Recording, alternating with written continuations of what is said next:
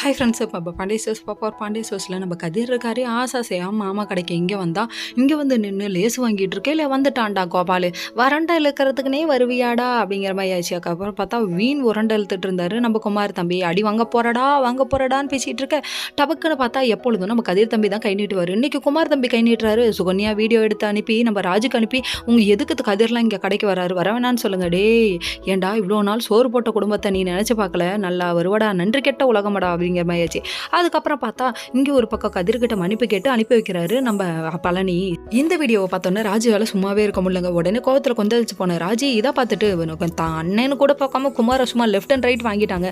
என்ன திட்டு இந்த கிளிக்கிறாள், எந்த ஒரு கறியா இருப்பாங்கிற மாதிரி ரியாக்ஷன் வேற மாதிரி ஆயிடுச்சு. வனரோசா பிள்ளைய நல்லா வளர்த்து வச்சிருக்காமா அப்படிங்கிற மாதிரி ஆயிடுச்சு. எதுக்கு கதிர் அங்கே போகணும்னு சொல்லிட்டு கண்ணா பின்னான்னு பேச, அங்கே தான் போவான், நீங்கள் வந்து இவ்வளோ நாள் வந்துட்டு சோறு போட்டு வளர்த்தவரை தூக்கி எனக்கு என்னன்னு கொடுத்துட்டு நாங்கள் உட்காந்துருக்க முடியாதுன்னு சொல்லிட்டு கண்ணா பின்னான்னு கிழிச்சிட்டாங்க.